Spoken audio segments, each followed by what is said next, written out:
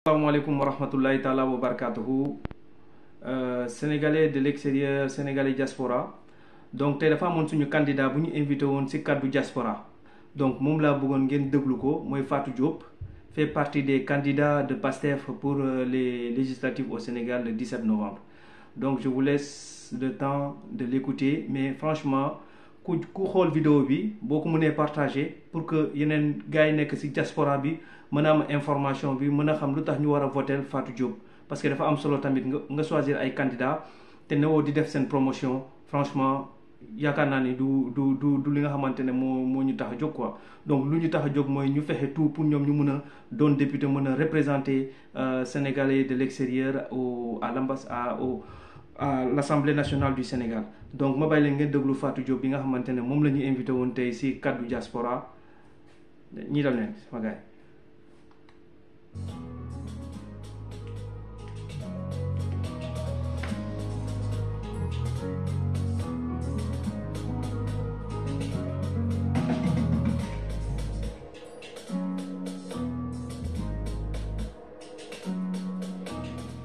Bienvenue sur Sénimpact Média dans votre rubrique Kaddu Diaspora, l'espace dédié à la voix de la diaspora sénégalaise engagée pour bâtir un avenir meilleur. Aujourd'hui, nous avons l'honneur d'accueillir une invitée exceptionnelle, une femme de conviction et de détermination, candidate aux prochaines législatives du 17 novembre 2024. Elle incarne l'engagement citoyen et porte haut les aspirations de nos compatriotes à l'étranger. Madame Fatou Diop Cissé, bonjour. Bonjour, cher Jean-Louis. Bonjour, peuple du Sénégal vivant dans le pays et dans la diaspora. Je te remercie, mon cher Jean-Louis. Pouvez-vous nous parler de votre parcours et de ce qui vous a motivé à vous engager en politique avec PASTEF? Alors moi, avant tout, je suis une citoyenne engagée. Je suis arrivée en France dans le cadre de mes études et depuis, je suis installée étant épouse, mère de 2 enfants. Je suis directrice des ressources humaines dans l'hôtellerie-restauration de 2 établissements en 5 étoiles, composant 150 salariés. J'étais engagée depuis 2011, lorsque j'ai vu mon peuple qui coulait directement vers la catastrophe, avec l'ancien régime du président Abdoulaye Wade. Une fois que le régime du président Abdoulaye Wade a changé, je suis retournée dans mes activités privées. De là, jusqu'en 2018, lorsque j'ai vu de nouveau mon peuple qui était en souffrance, qui a besoin que ses enfants se lèvent debout comme un seul homme pour dire non à la dictature et pour instaurer la démocratie. Et c'est de là que je me suis retrouvée, enfin et de façon définitive, dans PASTEF. Parce que cette fois-ci, c'était la bonne voie pour changer définitivement mon pays. Aujourd'hui, vous avez été à la rencontre des Sénégalais dans le 18e arrondissement et au Trocadéro. Quelles sont donc les principales préoccupations que rencontrent les Sénégalais de la diaspora et quelles sont les actions concrètes que vous envisagez de mettre en place pour améliorer la vie de ces Sénégalais si vous êtes élu?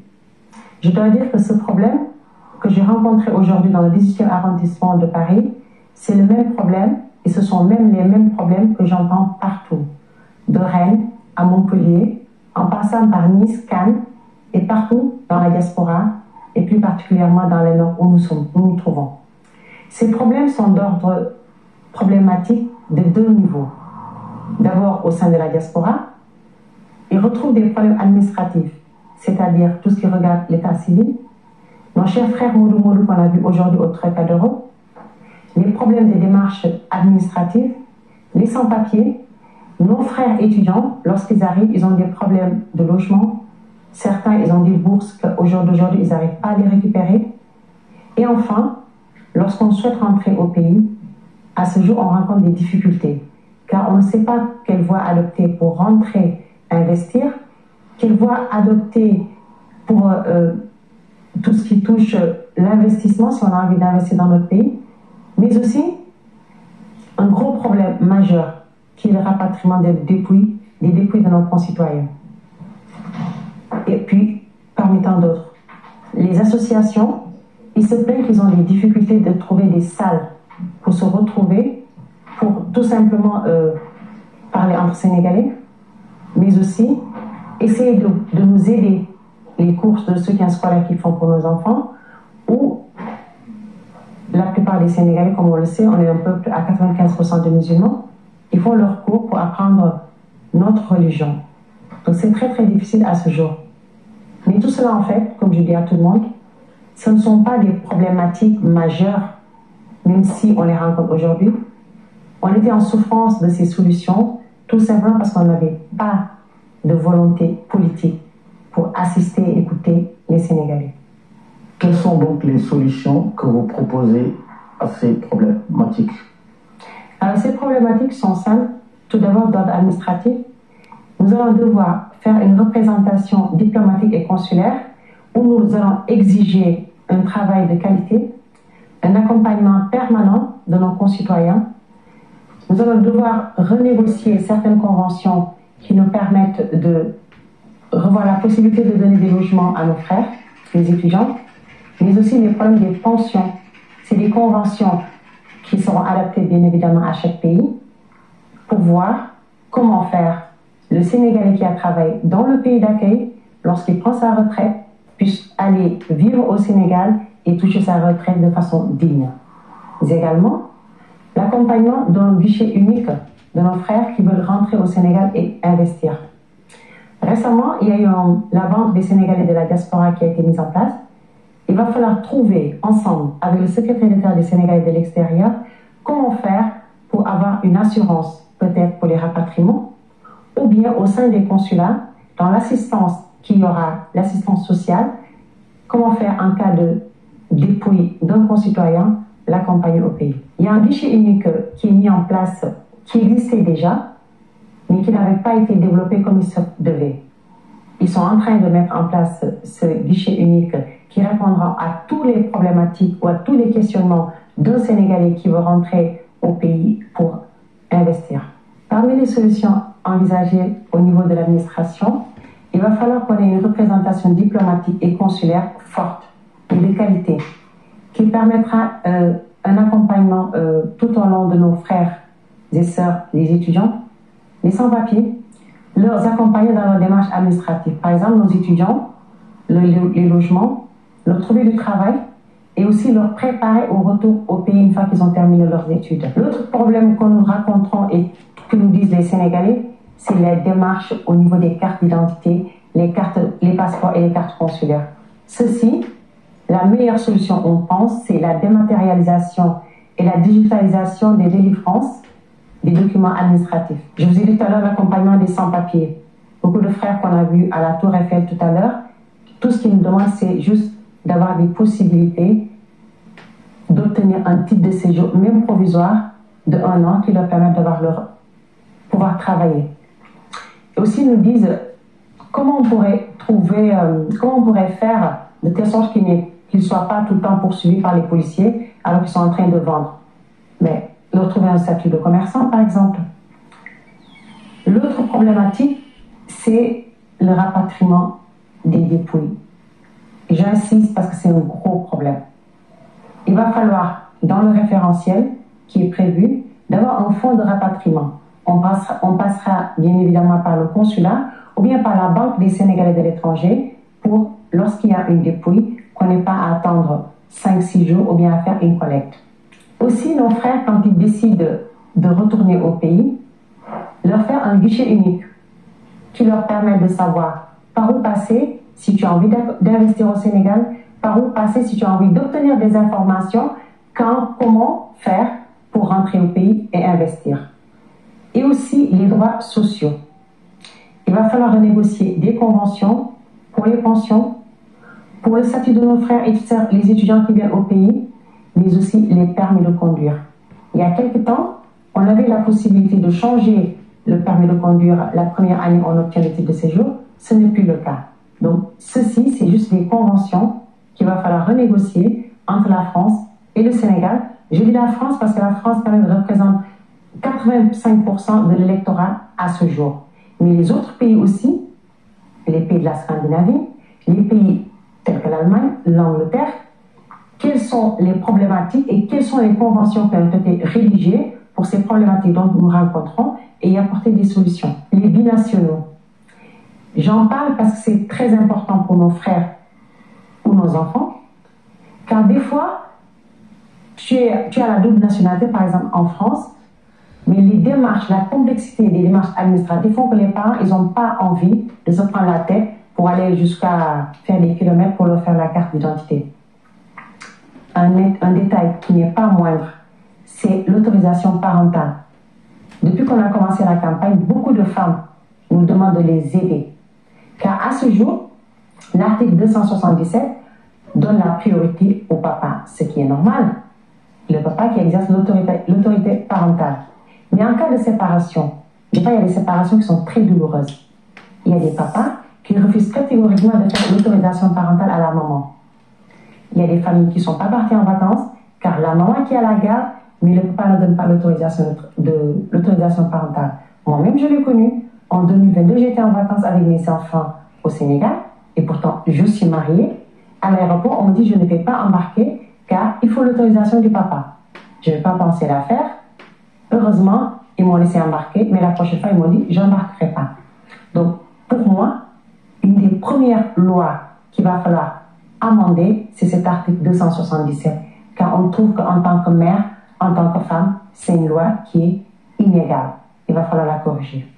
Donc, il y a tellement de solutions à apporter à ces problématiques, mais pour moi, ils ne sont pas insurmontables. Il faut juste les planifier, les dérouler avec qui de droit. En parlant justement de solutions, vous avez parlé des permis de conduire. Alors, que pensez-vous des Sénégalais qui souhaitent ramener des véhicules au Sénégal et qui ont en durée supérieure à plus de 5 ans?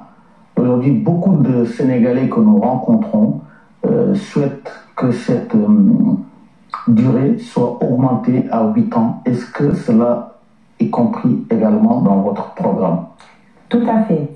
Et sans même commencer la campagne, j'en ai déjà discuté avec le secrétaire d'État des Sénégalais de l'extérieur, où je lui dis, le problème majeur des Sénégalais, c'est qu'ils disent 8 ans pour ramener un véhicule au Sénégal, c'est comme si c'est un véhicule neuf. Il va falloir augmenter la durée à 10, 12 ans. Ils ont déjà commencé à y travailler parce qu'il faut savoir que PASTEF, pendant longtemps, on était dans l'opposition. On a combattu, on a voulu défendre les problèmes des Sénégalais. Donc, les connaissant, aujourd'hui, on est juste sur la phase de les solutionner. Et donc, cette histoire des véhicules de plus de 8 ans, le ministre du Transport a demandé au secrétaire d'État de patienter le temps qu'on fasse un audit du parc automobilier existant au Sénégal. Car aujourd'hui, vous voyez, au Sénégal, il y a des véhicules qui sont bons qu'à la casse et qui circulent. Donc, il va falloir faire un nettoyage, un grand ménage de cela, et après, nous proposer combien de durée on pourra, pour ces nouveaux véhicules qu'on pourra rapporter. Mais il y a aussi un nouveau problématique où on nous dit le dédouanement. Ils nous disent que c'est très élevé le taux de dédouanement qu'on nous demande aujourd'hui pour les véhicules de 8 ans. Et donc, ceux-ci font partie des solutions qu'on va leur apporter très récemment pour les véhicules à ramener au Sénégal de plus de 8 ans. Mais ce que je souhaiterais dire tout d'abord, là, c'est des problèmes qu'on vit dans la diaspora. Mais la décision qui a été prise par ce projet de PASTEF et les Patriotes, qui nous a porté à la magistrature suprême au 24 mars, c'est de faire un changement radical du système que nous vivons aujourd'hui. Et ce changement nous permettra d'abord d'avoir un peuple et un pays souverain. Au sein du Sénégal, comment développer notre économie, notre tissu social, et une fois que ceci sera mis en place, je pense et j'en suis persuadée, on n'aura plus cette vague d'immigration. On n'aura plus nos jeunes qui voudront quitter le pays parce qu'ils sont désespérés. Le Sénégal sera développé, le tourisme sera développé, les Sénégalais vivant dans la diaspora auront la possibilité de rentrer au pays pour servir la patrie. Et j'en suis sûre, une fois que nous y arriverons, peu de Sénégalais auront l'envie d'aller vivre à l'étranger. Néanmoins, et comme on le sait, chaque pays a besoin de ses enfants qui vont à l'étranger pour un choix personnel, un choix d'études, un choix d'immigration. Et cela, il va falloir qu'on les accompagne. Le député, le consul, l'ambassadeur et le secrétaire d'État des Sénégalais de l'extérieur. Parce que chaque Sénégalais, s'il a envie d'aller vivre dans n'importe quel pays du monde, il faudrait que le pays hôte nous respecte par notre dignité. il n'est plus question qu'un Sénégalais qui vient ici pour ses études se retrouve dans la rue, qui n'a pas de logement, ou bien qui vient dans la diaspora pour vivre en famille et qui a des problèmes administratifs ou qui est mal accueilli dans le pays d'hôte. Donc ceci passera par des discussions claires d'État à État. Certains pays, quand ils arrivent par exemple dans la France où nous sommes, ils sont traités, accueillis comme il se doit. Nous, on est laissés de côté. Pourquoi? Parce que juste on n'est pas accompagné par nos gouvernements. Ceci sera mis au fin. Donc tout ça pour vous expliquer, Jean-Louis, la priorité c'est d'avoir un Sénégal souverain, digne, où on nous respectera dans le Sénégal, mais à l'extérieur du Sénégal. Et une fois que ceci sera mis en place, j'en suis sûr et certain, toutes ces problématiques qu'on a rencontrées depuis qu'on a commencé la campagne, n'y seront plus, car la dignité du Sénégalais sera dans le pays et à l'extérieur du pays. Merci pour ces réponses. Le 17 novembre 2024 se tiendront les élections législatives. Pourquoi pensez-vous que ces élections sont cruciales pour l'avenir du Sénégal? Elles sont cruciales pour la simple et bonne raison, il y aura un avant et un après 2024. Le Sénégal d'avant les élections du 24 mars ne seront plus les mêmes. Pourquoi? Nous avons un nouveau régime, complètement différent de ce qui se passait avant, qui réclame sa souveraineté, qui veut un Sénégal d'abord, Sénégal first. Et donc pour cela, une fois qu'on a obtenu la majorité depuis le 24 mars, les Sénégalais ont confiance en nous, ont confiance en ce projet parce qu'ils se retrouvent à nous. D'abord avec des mains propres. C'est la première fois que vous voyez une élection qui se passe où le régime ne touche pas un centime du peuple. Et ça, c'est gage de confiance du peuple sénégalais. Et raison pour laquelle les Sénégalais vont nous accompagner le 17 novembre en nous donnant la majorité au sein de l'Assemblée nationale pour deux choses. Rétablir l'injustice qu'on a connue, car il faut savoir que nous avons passé 3 ans où il y a eu des morts. Un seul mort d'un Sénégalais qui réclame la démocratie et la justice mérite la justice. Surtout, on parle de 80 voire 100 morts. Ces gens-là, ils vont être rétablis dans leurs droits. Leurs parents qui actuellement sont en train de leur pleurer, nous allons rétablir l'injustice. Nous allons aussi annuler la loi d'amnistie qui n'a pas lieu d'être. Tous ceux qui ont eu à gérer de façon injuste, qui ont abusé de nos biens publics, vont devoir répondre. Et ceci ne passera que par l'Assemblée nationale. Donc les Sénégalais ont soif de la justice, ont soif de rétablir ce qu'on a connu dans le passé. Ceci passera par l'Assemblée nationale. Et en plus, les Sénégalais ont de l'espoir. Et l'espoir va être nourri par des nouvelles lois qu'on va voter à l'Assemblée nationale qui vont rétablir complètement la vie des Sénégalais, de telle sorte que d'ici 5 ans, 10 ans, 20 ans, tout nouveau régime qui viendra ne pourra plus déconstruire, mais va juste pouvoir rajouter à ce qui existe. Pour avoir cette assemblée de rupture, il faut également avoir la majorité. Quel message souhaitez-vous donc adresser aux électeurs de la diaspora? La diaspora qui a joué un rôle extraordinaire dans ce qui s'est passé jusqu'ici, dans la lutte contre l'injustice, mais dans aussi le besoin de rétablir la démocratie dans notre pays. Il faut savoir, un Sénégalais de la diaspora, ce n'est pas de l'influence qu'il a, mais il a de l'écoute dans le peuple qui est sur place. Donc moi-même, je peux faire voter 10 personnes. Donc tous ces gens de la diaspora, même si nous sommes 300 000 électeurs, on peut faire basculer la tendance comme on l'a fait le 24 mars. Donc les attentes sont, la diaspora va voter et faire voter. Et nous allons demander aux Sénégalais, et nous le réclamons, de nous donner cette majorité-là. Et une fois qu'ils nous ont donné la majorité, on leur demande juste d'être sur le regard, d'observer et de voir ce qu'on leur a promis, si nous y croyons, si nous sommes capables de les mettre en place et où nous allons mener ce Sénégal-là. Et j'en suis sûre, c'est nous qui voudrons partir, mais le peuple sénégalais ne voudra plus jamais laisser partir ce nouveau régime-là, parce que ce sera l'espoir tant rêvé, non seulement pour le Sénégal, mais pour l'Afrique. Sur ces mots, nous allons nous quitter. Merci, Madame Fall. Voilà, donc, Sénégalais, on parle de la diaspora. Diaspora, il faut voter, faire voter, mais surtout, allez récupérer vos cartes d'électeurs. Diaspora, dem leen jëli seeni carte. Képp ki nga xamante ne pour le moment t'as pas encore reçu ta carte d'électeur, bu ko bay muy nelaw fële ci consul bi, bu ko bay muy nelaw ci consul bi, demal nga récupérer sa carte. Diaspora, il faut voter et faire voter. Inch'Allah, suñu candidat bu soobee yàlla nañ doon député. Assalamu alaikum wa rahmatullahi ta'ala wa barakatuh. Vive la démocratie, vive le Sénégal, vive les patriotes et vive Pastef. Jaa ngeen jëf.